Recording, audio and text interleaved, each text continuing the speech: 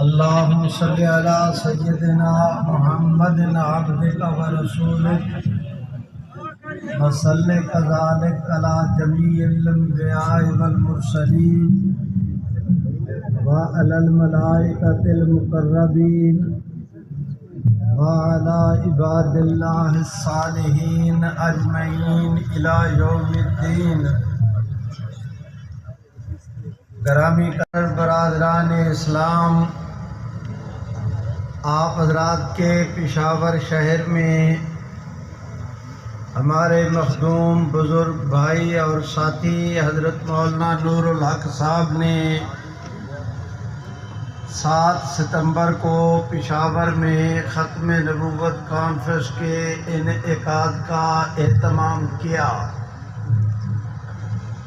اللہ رب العزت کے کرم کو دیکھیں کہ بڑے ہی تسلسل کے ساتھ اس دن سے لے کر آج تک یہ کانفرنس برابر جاری ہے۔ ہمارے مخدوم حضرت مولانا مفتی شہاب الدین مد ظلہم نے اس قصہ خانی بازار کی کانفرنس کو ایسے 4 چاند لگائے کہ اس کی ساری محنت کا نتیجہ بیان کرنے کی ضرورت نہیں، وہ آپ حضرات کی آنکھوں کے سامنے ہے۔ درمیان میں ناغے ہوتے رہے، اس سے تو میں انکار نہیں کرتا، لیکن اللہ تعالیٰ کا فضل ہے کہ پہلی کانفرنس سے لے کر آج تک اکثر و بیشتر آپ حضرات کے یہاں 7 ستمبر کو حاضر ہو کر اس کانفرنس میں مجھے خوب یاد ہے کہ حضرت مولانا خواجہ خان محمد صاحب کی زیر صدارت اور پھر حضرت مفتی صاحب مد ظلہم کے زیر سایہ میرے بہت ہی تسلسل کے ساتھ یہاں پر بیانات ہوئے۔ آج کی مجلس میں اس دن سے لے کر آج تک میرا یہ معمول رہا، کوشش کرتا ہوں کہ تحریک ختم نبوت 1974 کے حوالے سے ہی اس کانفرنس کے اندر بیانات ہوں۔ ظاہر ہے کہ اگر 5-7 سال غیر حاضری شمار کر لی جائے تو گویا آپ حضرات کے پشاور میں 45-46 بیانات میں نے صرف اس 74 کی تحریک کے ضمن میں گوش گزار کیے۔ آج کی مجلس میں میں انتہائی اختصار کے ساتھ اسی روایت کو سامنے رکھ کر اپنی گفتگو کا آغاز کرتا ہوں۔ میرے بھائیوں، 22 مئی 1974 کو ملتان نسٹر میڈیکل کالج کے طلباء چناب ایکسپریس ٹرین کے ذریعے جب چناب نگر کے ریلوے اسٹیشن سے گزرے، قادیانیوں نے ان میں لٹریچر تقسیم کیا۔ مسلمان طلباء نے قادیانیوں کا لٹریچر دیکھ کر اپنا رد عمل دیا۔ قادیانیوں کی پیشانیوں پر بل آیا کہ ہمارے شہر میں مرزا قادیانی کے خلاف مسلمانوں کی یہ نعرے بازی انہوں نے ایک منصوبے اور سازش کے تحت پروگرام ترتیب دیا کہ پشاور سوات کے دورے سے واپسی پر اسی ٹرین سے 29 مئی 1974 کو جس وقت یہ طلباء اسی ٹرین کے ذریعے واپس آئیں تو چناب نگر کے ریلوے اسٹیشن پر ان کی ٹھکائی ہونی چاہیے۔ میرے بھائیوں، میں گزارش کرتا ہوں آپ حضرات کا پشاور تحریک ختم نبوت 1974 کے حوالے سے نقطہ آغاز ہے۔ وہ ٹرین آپ حضرات کے پشاور سے چلی، چناب نگر کے اسٹیشن پر پہنچی۔ منصوبہ بندی کے تحت میں قادیانی اس وقت کے قادیانی قادیانی سربراہ مرزا ناصر کی زیر ہدایت آگے چل کر قادیانی جماعت کا گرو بننے والا میری مراد مرزا طاہر، ناصر کے کہنے پر طاہر کی قیادت میں عدالتی ریکارڈ کے مطابق تقریباً 2200 لوگوں نے چناب نگر کے ریلوے اسٹیشن پر نسٹر میڈیکل کالج کے طلباء کو مارا پیٹا۔ اس کے نتیجے میں رد عمل میں تحریک اٹھی۔ جس وقت یہ ٹرین فیصل آباد پہنچی، حضرت مولانا تاج محمود صاحب نے شہر کے اندر اعلان کرا کے پورے شہر کو اسٹیشن کے پلیٹ فارم پر لا کھڑا کیا۔ ٹرین وہاں کیا پہنچی کہ پورا فیصل آباد ختم نبوت کی صداؤں سے گونج اٹھا۔ سبحان اللہ۔ میرے بھائیوں، میں گزارش کرتا ہوں اس کے بعد گوجرا، ٹوبہ، شورکوٹ، عبدالحکیم، مخدوم پور، خانیوال، ملتان، وہ طلباء ملتان جا رہے تھے۔ مولانا تاج محمود صاحب نے، اور وہ بھی آپ حضرات کے خیبر پختونخوا کے ایک شہر ہری پور ہزارہ کے رہنے والے تھے۔ میرے بھائیوں، میں گزارش کرتا ہوں جن اسٹیشنوں کا میں نے نام لیا، جہاں جہاں پر یہ ٹرین پہنچتی گئی، پہلے سے اطلاع ہونے کے باعث وہ تمام تر شہر کے باشندے اسٹیشن پر اس ٹرین کا استقبال کرتے گئے۔ فیصل آباد سے لے کر ملتان پہنچنے تک جہاں جہاں ٹرین نے سفر کیا، تحریک ختم نبوت کی اس کے ساتھ رواں دواں ہو گئی۔ شیخ الاسلام حضرت مولانا سید محمد یوسف بنوری، میرے بھائیوں، وہ ان دنوں پٹن مولانا فضل محمد صاحب سے سواتی ان کے علاقے میں تشریف لائے ہوئے۔ راول پنڈی کے حضرت مولانا قاری زرین احمد صاحب، وہ چلے ملتان دفتر کے حضرات کے کہنے پر حضرت شیخ بنوری کو جا کر اطلاع کی۔ وہ اپنا تمام تر سفر ملتوی کر کے اسلام آباد تشریف لائے۔ تب قومی اسمبلی میں مفکر اسلام حضرت مولانا مفتی محمود، حضرت مولانا عبدالحق، حضرت شیخ الاسلام مولانا سید محمد یوسف بنوری کی ملاقات ہوئی۔ کانفرنس کے تحریک ختم نبوت کے خط و خال طے کیے گئے، پالیسی بنی۔ پورے ملک کی قیادت کو پہلے اسلام آباد جمع کرنے کا اعلان کیا۔ حکومتی رکاوٹوں کے باعث 3 دن درمیان باقی تھے وہ اجلاس۔ کئی حضرات کو راستے میں گرفتار کر لیا گیا، ان میں مولانا مفتی زین العابدین، مولانا تاج محمود، مولانا حکیم عبدالرحیم اشرف، مولانا اسحاق چیمہ، طے ہوا کہ اب یہ اجلاس اسلام آباد کی بجائے لاہور شیخ التفسیر حضرت مولانا احمد علی لاہوری رحمۃ اللہ علیہ کے مرکز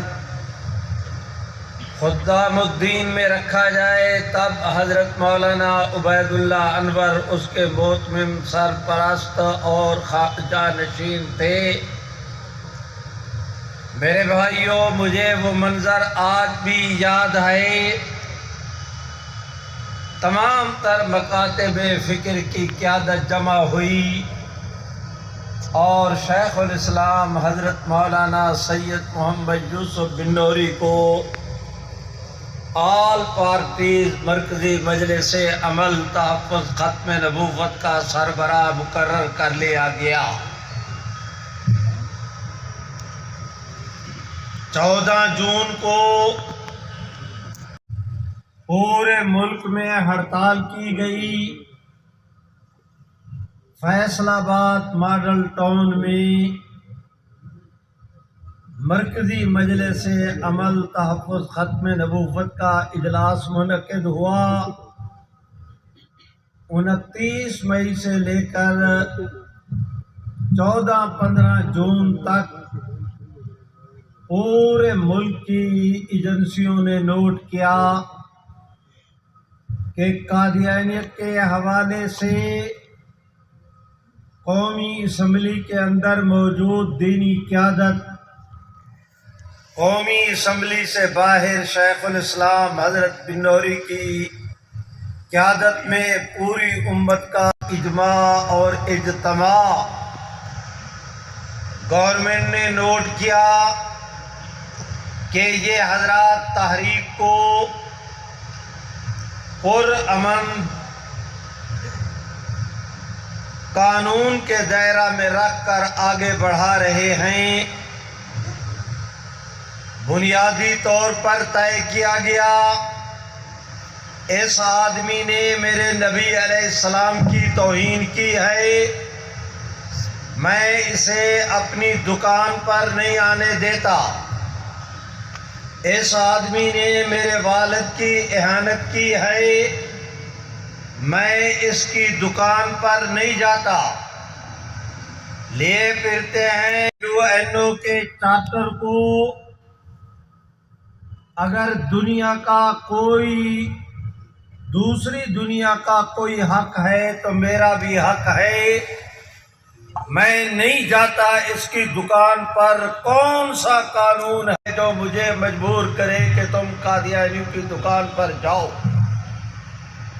کون سا دنیا کا قانون ہے جو مجھے مجبور کرے کہ قادیانیوں کو تم اپنی دکان پر آنے دو؟ ہمارے حضرات نے یہی کہا کہ قادیانیوں سے الجھنے کی بجائے ان کا معاشرتی بائیکاٹ کیا جائے۔ حق تعالی شان یہ تمام تر کوشش الراس والعین میں سے انکار نہیں کرتا، لیکن دیانتداری کی بات ہے کہ میرے اللہ کے فیصلوں کے مطابق اب قادیانیت کا کڑے احتساب کا وقت قریب آ گیا تھا۔ حضرات علماء کرام، مذہبی سیاسی قیادت نے اپیل کی کہ قادیانیوں کا بائیکاٹ کیا جائے۔ بلا مبالغہ کراچی سے لے کر خیبر پختونخوا تک پورے ملک میں 95% مسلمانوں نے قادیانیوں کا بائیکاٹ کیا۔ قادیانیوں کو دن میں تارے نظر آنے لگے، ان کی بولتی بند ہوئی، حالات ان کے ایسے ابتر ہوئے کہ ان کی بول و رام ہو گئی۔ میرے بھائیوں، جناب بھٹو صاحب اس وقت پرائم منسٹر تھے اور وہ انتہائی ذہین انٹرنیشنل فیم کے محب وطن قومی رہنما۔ انہوں نے سوچا کہ یہ حضرات علماء کرام، مجھے یاد آیا کوئی اشتہار نہیں، کوئی پینا فلیکس نہیں، کوئی سپیکر نہیں، کوئی اسٹیٹ سیکرٹری نہیں، کوئی مقرر نہیں، کوئی اعلان نہیں، کوئی منظوری نہیں، کوئی صدارت نہیں، کچھ نہیں۔ کراچی سے لے کر خیبر تک لاکھوں مساجد میں ہر نماز کے بعد امام خطیب کھڑا ہوتا، قادیانیت مرد آباد، اسلام زندہ آباد، قادیانیت کا بائیکاٹ کرو، تکبیر کی صدا بلند ہوتی، دعا کر دیتے، ایک پیسہ خرچ نہیں ہوتا تھا۔ پانچوں نمازوں میں لاکھوں مساجد میں کروڑوں خلق خدا تک حضور کی ختم نبوت کا پیغام پہنچ جاتا۔ میرے بھائیوں، تحریک کا قدرت حق کی طرف سے ایسے طور پر کوئی قبولیت کا وقت آیا، جناب بھٹو صاحب ایجنسیوں کی رائے پر انہوں نے ذہنی طور پر شکست قبول کر لی کہ اگر علماء کرام قانون کو ہاتھ میں نہیں لیتے، ان کا پیسہ ایک خرچ نہیں ہوتا، کروڑوں لوگوں تک پانچوں نمازوں میں 5 بار ختم نبوت کا درس دہرا دیا جاتا ہے، اگر یہ پرامن تحریک ایسے طور پر چلتی رہی تو 1 سال بھی اس تحریک کو چلانا ان کے لیے کوئی مشکل امر نہیں۔ اور اگر سال کے بعد میں نے مطالبہ ماننا ہے تو مجھے آج ہی مان لینا چاہیے۔ چنانچہ وہ ٹی وی پر آئے، سرکاری سطح پر، حکومتی سطح پر انہوں نے اعلان کیا